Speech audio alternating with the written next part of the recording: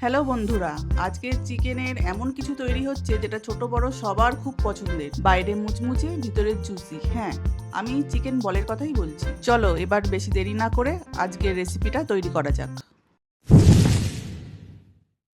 আমি নিয়ে নিয়েছি 150 গ্রাম চিকেন, একটা কাঁচা ডিম, একটা আলু যেটাকে আমি আগে থেকেই সিদ্ধ করে রেখেছি, একটা গোটা পেঁয়াজ, কয়েক কোয়া রসুন, একটুখানি আদা যেটা আমি আগে থেকেই পেস্ট করে রেখেছি, আর নিয়ে নিয়েছি 1 চামচ ধনিয়া গুঁড়ো, 1 চামচ লঙ্কা গুঁড়ো, 1 চামচ জিরে গুঁড়ো, 1 চামচ গরম মশলা গুঁড়ো, 1 চামচ হলুদ গুঁড়ো আর স্বাদ মতো লবণ, 1 চামচ মিট মশলা, একটুখানি বেকিং সোডা, সাদা তেল আর পরিমাণ মতো বেসন। প্রথমে তোমাদেরকে আলু সিদ্ধ আর চিকেনটাকে খুব ভালো করে ম্যাশ করে নিতে হবে। এরপর আগে থেকে নিয়ে রাখা বেসনটা এর মধ্যে দিয়ে দিতে হবে। এরপর আমরা আগে থেকে যে মশলাগুলো নিয়ে রেখে দিয়েছিলাম সেইগুলো দিয়ে দিতে হবে।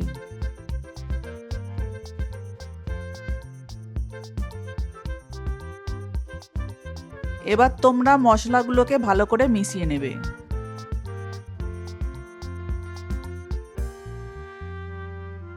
এবার আমরা সামান্য একটু জল নিয়ে নিচ্ছি যাতে মিশ্রণটা মাখতে সুবিধা হয়। যে ডিমটা নিয়ে রেখেছিলাম এবার আমাদেরকে সেই ডিমটা ফাটিয়ে দিয়ে দিতে হবে। যারা এত দূর দেখে ফেলেছো তারা কিন্তু ভিডিওটাকে লাইক করতে ভুলো না। এবার মিশ্রণটাকে তোমাদেরকে ভালো করে মাখিয়ে নিতে হবে। যত ভালো করে মাখবে ততই কিন্তু মুচমুচার খাস্তা হবে।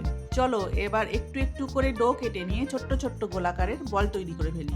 তোমরা চেষ্টা করো বলগুলো যেন গোল গোল হয়, তাহলে কিন্তু দেখতে সুন্দর হবে।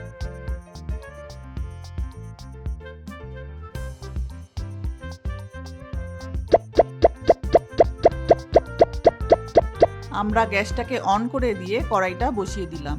কড়াই আমাদের গরম হয়ে গেছে। আগে থেকে রেখে দেওয়া তেলটা এবার কড়াইয়ের মধ্যে দিয়ে দিতে হবে। তোমরা দেখতে পাচ্ছ তেল গরম হয়ে গেছে। এবার আগে থেকে করে রাখা বলগুলো একটা একটা করে এই গরম তেলের মধ্যে ছেড়ে দিতে হবে। এবার গ্যাসটাকে তোমরা একটু লো ফ্লেমে করে দেবে। এবার তোমরা ফুটন্ত তেলের বলগুলোকে আস্তে আস্তে নাড়াচাড়া করবে যাতে বলগুলো পুড়ে না যায়। বলগুলো ততক্ষণ ফ্রাই করো যতক্ষণ এদের রং বাদামি না হচ্ছে। দেখতে পাচ্ছ বাদামি রং হয়ে এসেছে। এবার ভালো করে তেল ঝরিয়ে বলগুলোকে একটা পাত্রে তুলে নাও। এবার একটু সাজিয়ে তুমি পরিবেশন করে দিতেই পারো মুচমুচে চিকেন বলস।